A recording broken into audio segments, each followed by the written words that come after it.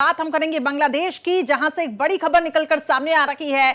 बांग्लादेश में हिंदुओं के जो हालात हो रहे हैं, अब भारतीय हाई कमिश्नर इसमें तलब किए गए हैं। तो इस वक्त की बड़ी खबर, अगरतला में उप उच्चायोग पर हमले का यह पूरा मामला है। बांग्लादेश के कार्यकारी विदेश मंत्री ने तलब किया है, भारतीय हाई कमिश्नर को बुलाकर विरोध जताया है।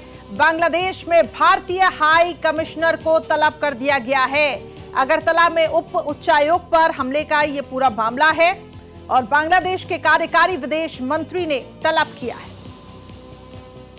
तो इस वक्त की बड़ी खबर आपके सामने है। बांग्लादेश में जहां पर एक तरफ चिन्मय दास की गिरफ्तारी को लेकर जो अल्पसंख्यक हैं वो लगातार प्रोटेस्ट कर रहे हैं, इसके साथ साथ भारत में, विदेशों में हर जगह इस्कॉन की तरफ से विरोध जताया जा रहा है कि बांग्लादेश में माइनॉरिटी के साथ आखिर क्या हालात हो रहे हैं। और इसी बीच बड़ी खबर बांग्लादेश से निकलकर सामने आ रही है। अगरतला में उप उच्चायोग पर हमले का ये पूरा मामला, बांग्लादेश के कार्यकारी विदेश मंत्री ने आप तलब किया है भारतीय हाई कमिश्नर को, तो उनको बुलाकर विरोध जताया है। लगातार देखिए हिंदू टारगेट पर और इस तरीके के आरोप बांग्लादेश में लग रहे हैं। चिन्मय दास की गिरफ्तारी के बाद, शेख हसीना सरकार के तख्तापलट के बाद हालात बांग्लादेश में बेहद भयावह होते दिखाई दे रहे हैं। जगह जगह विरोध हो रहा है। इससे पहले हमने देखा आखिर किस तरीके से हिंदुओं के घरों को तोड़ा जा रहा था, उन पर हमला किया जा रहा था, मंदिरों को तोड़ा जा रहा था, और अब देखिए हालात क्या से क्या हो गए हैं। इसको लेकर प्रधानमंत्री नरेंद्र मोदी ने भी चिंता व्यक्त की और इसके अलावा विदेश मंत्री एस जयशंकर से भी बातचीत हुई है। अब देखना होगा कि इसमें भारत का स्टैंड क्या होता है। वहीं पश्चिम बंगाल की मुख्यमंत्री ममता बनर्जी ने भी चिंता जाहिर करते हुए कहा कि बांग्लादेश में हिंदुओं के हालात बेहद खराब हैं।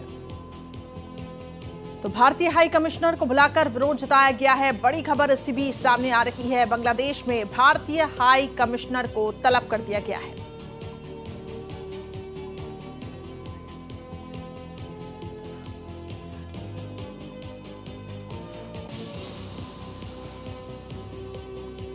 तो बांग्लादेश में भारतीय हाई कमिश्नर को तलब किया गया है। ये इस वक्त की बड़ी खबर निकलकर सामने आ रही है। अगरतला में उप उच्चायोग पर हमले का ये पूरा मामला, और इसमें बांग्लादेश हाई कमिश्नर को तलब किया गया है।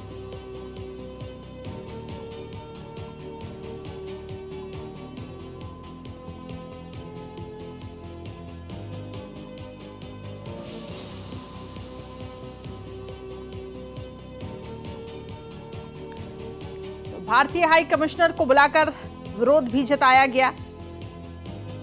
और लगातार देखिए बांग्लादेश में शांति मिशन के तहत अब केंद्र सरकार भी काम कर रही है। कुछ तस्वीरें लगातार सामने आ रही है कि जो भगदड़ वहां पे मची हुई है, हालात बेहद बदतर होते हुए दिखाई दे रहे हैं। हिंदुओं के खिलाफ अत्याचार को लेकर प्रदर्शन हो रहे हैं जगह जगह पर। आपको बता दें इस्कॉन की तरफ से भी ये प्रदर्शन किए जा रहे हैं। असम में विरोध प्रदर्शन काफी तेज हुआ।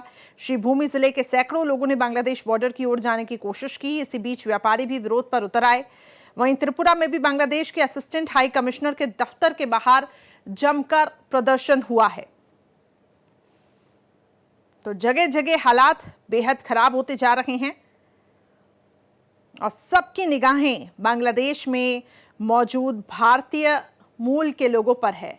94% सीमा जो है बांग्लादेश का वो भारत से लगता है। भारत बांग्लादेश के बीच सीमा 4367 मीटर लंबी है। बांग्लादेश लगभग चारों तरफ से भारत को घेर कर रखा हुआ है। सुरक्षा, व्यापार मामले में भारत पर निर्भर है बांग्लादेश। पूर्वोत्तर के राज्यों से बाकी भारत को जोड़ने में एक अहम भूमिका है। वहीं भारत पर किस हद तक बांग्लादेश निर्भर है, देखिए वो आपको बता रहे हैं। भारत एशिया में बांग्लादेश का दूसरा सबसे बड़ा ट्रेड पार्टनर है। चावल, गेहूं, प्याज, लहसुन, चीनी, कॉटन, अनाज भारत देता है। रिफाइंड पेट्रोलियम भी, इलेक्ट्रिकल उपकरण भी, कपड़ा उद्योग, भारत से जाने वाले कच्चे माल पर बांग्लादेश का निर्भर करता है। संबंध बिगड़ने पर बांग्लादेश का निर्यात प्रभावित होगा, जीडीपी पर भी बुरा असर पड़ेगा। तो बांग्लादेश में महंगाई और बेरोजगारी भी इससे बढ़ेगी। वहां पे हालात और खराब होंगे। एशिया में सबसे ज्यादा निर्यात भारत बांग्लादेश को करता है और ऐसे में संबंध बिगड़ते हैं तो ये सभी चीजें प्रभावित होंगी। वित्त वर्ष 2022 से 23 में 15.9 अरब डॉलर की साझेदारी। दक्षिण एशिया में भारत का सबसे बड़ा कारोबार भारत करता है। वहीं हमले से बचने के लिए अब इस्कॉन की भक्तों को सलाह, क्योंकि लगातार वहां हमले हो रही हैं। बांग्लादेश में सार्वजनिक स्थान पर न जाएं भक्त। इस्कॉन की तरफ से कहा जा रहा है बांग्लादेश में भक्त पानी से तिलक लगाएं, कंठी माला लंबी करते हुए पहने। हमले से बचने के लिए इस्कॉन ने भक्तों को अब सलाह दी है कि बांग्लादेश में सार्वजनिक स्थानों पर न जाया जाए।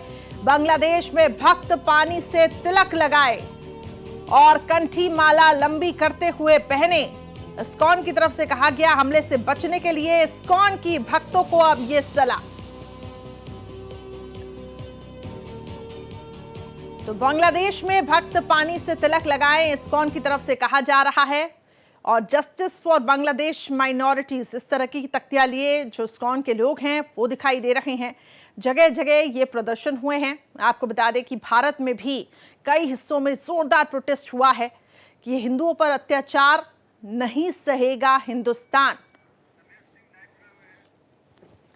इस खबर पर अधिक अपडेट्स के साथ मेरे सहयोगी रमेश सिंह जुड़ चुके हैं। रमेश, हालात बेहद खराब होते हुए बांग्लादेश के दिखाई दे रहे हैं, लेकिन इस बीच इस्कॉन की तरफ से भी कहा जा रहा है कि भक्तों को ये कहा गया है कि सार्वजनिक स्थलों पर न जाएं।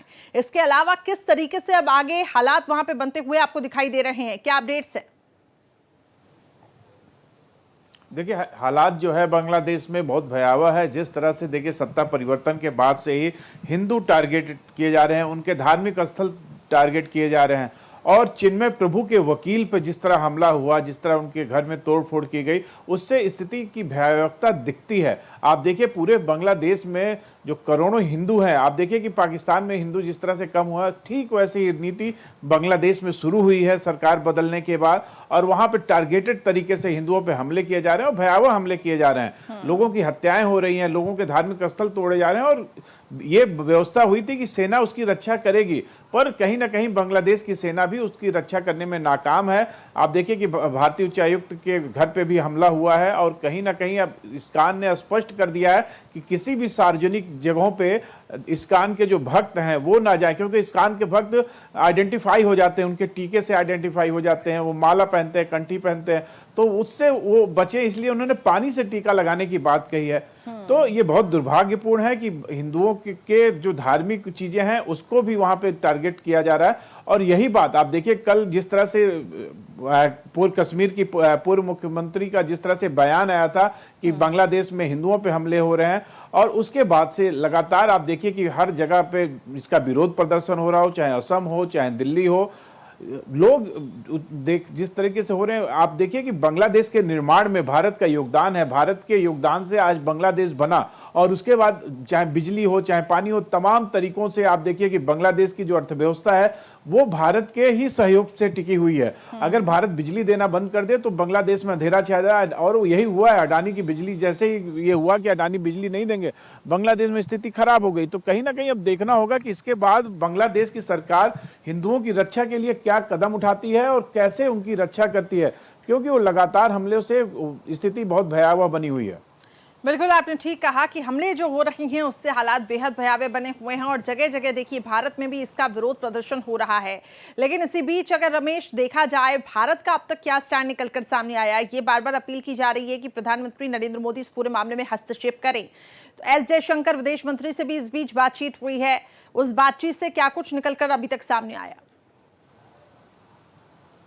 देखिए उच्च अधिकारियों की लगातार बातचीत हो रही है बांग्लादेश सरकार से, और दिल्ली में जो केंद्र सरकार है जो भारत की, वो लगातार बातचीत कर रही है। और इसीलिए देखिए कि जो भी धार्मिक स्थल है वहां पे सेना की संख्या बढ़ाई गई है, क्योंकि वहां पे जो कंट्रोल करने का है। पर जिस तरह से ढाका यूनिवर्सिटी के छात्र उग्र हुए हैं वो एक बड़ा सवाल उठाता है कि आखिर उसके पीछे कौन है, क्योंकि ये बड़ी राजनीति का खेल है। आप देखिए कि ये ऐसे ही ये आंदोलन नहीं हुआ सत्ता परिवर्तन का, इसमें कहीं ना कहीं पाकिस्तान के ISI का हाथ था। और उसके बाद देखिए कि वो छात्र आंदोलन सत्ता परिवर्तन कर देता है। उसके बाद देखिए ढाका यूनिवर्सिटी में लगातार भारत के खिलाफ प्रदर्शन हो रहे हैं। लगातार ढाका यूनिवर्सिटी के छात्र जो हैं वो हिंदुओं को टारगेट करके हमला कर रहे हैं, मंदिरों में तोड़-फोड़ कर रहे हैं, तो कहीं ना कहीं इसमें बड़ी साजिश है। और जब तक बांग्लादेश की सरकार इसको कठोरता से नहीं दबाएगी, तब तक हिंदुओं पर हमले नहीं रुकेंगे। और इसके लिए भारत सरकार लगातार बातचीत कर रही है। अभी भारत सरकार ने कोई कठोर कदम नहीं उठाया है, क्योंकि पड़ोसी राज्य हैं और पड़ोसी राज्यों के साथ तत्कालिक रूप से कोई भी इस तरह का कठोर कदम नहीं उठाया जा सकता। इसलिए बातचीत के माध्यम से चीजों को सामान्य करने की कोशिश की जा रही है, पर देखना होगा कि बांग्लादेश कब तक भारत की बात समझता है। ठीक है, बिल्कुल आपने ठीक कहा। और जहां तक निर्यात इतना ज्यादा है कि भारत पर वो पूरी तरीके से निर्भर करता है, तो उम्मीद की जा रही है कि बांग्लादेश अब जल्द ही जो सरकार है वो अब कोई स्टैंड ले। हालांकि जिस तरीके के हालात बन रहे हैं उसमें भारत सरकार ने भी चिंता व्यक्त की है।